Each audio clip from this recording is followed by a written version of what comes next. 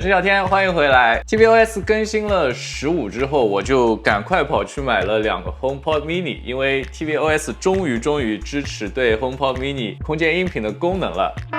这里我说错了，在网上搜索后发现 HomePod Mini 在 tvOS 15下仍旧不支持空间音频，只有老版本的 HomePod 是支持的。2个 HomePod Mini 配对只能创建立体声组合。不过根据消息，在 HomePod 15.1 Beta 版本里 ，HomePod Mini 将会支持无损音乐和空间音频了。所以今天我们就做一下开箱，然后在电视上也试一下。然后因为有 ARC 功能的支持，它也能够作为游戏机，比如 Switch 或者 PS5 的一个音频输出。最近不是《暗黑破坏神2》出了重制版嘛？那我们就看一下，在这上面的音频是不是可以有更好、更刺激、更让人惊心动魄的感觉。HomePod Mini 没有像现在 iPhone 一样只使用纸质的包装，还是有这个塑料膜的存在，就跟手机一样，直接可以从这里打开。哇，如果是一个无线的，那该多好看！可惜了，这个手感挺不错的，手感是个织网的感觉，摸上去很温暖。冬天摸的话，应该也不会觉得很冷。继续打开里面，拿开来，不用读系列，然后有一个，哎呀，它这个充电头怎么是白色的？这就不太搭了。完成了，然后我现在就拿去电视上，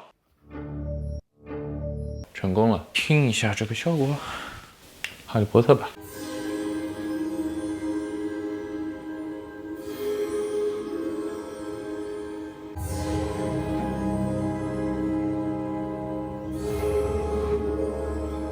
要让 HomePod Mini 播放 Switch 的声音，电视需要有 ARC 音频回传通道。判断电视是否支持的方法非常简单，看看电视背后的 HDMI 接口里，如果有个接口标记了 ARC 或者 eARC， 那就是支持。把 Apple TV 连接在这个支持 ARC 的 HDMI 接口，把 Switch 连接在别的 HDMI 接口，然后在 Apple TV 里的声音设置里选择 ARC，HomePod Mini 就能自动播放 Switch 的声音了。实现的原理也很简单 ，Apple TV 连接在了音频回传通道上 ，Switch 本来是通过电视播放声音，电视就把 Switch 的声音信号通过这个通道传给了 Apple TV， 于是 Switch 的声音就通过 Apple TV 播放了。而 Apple TV 可以选择通过 HomePod Mini 播放声音，因此 Switch 的声音就从 HomePod Mini 传出了。OK， 我现在很期待试一下那个《暗黑破坏神2》的游戏会是怎么效果。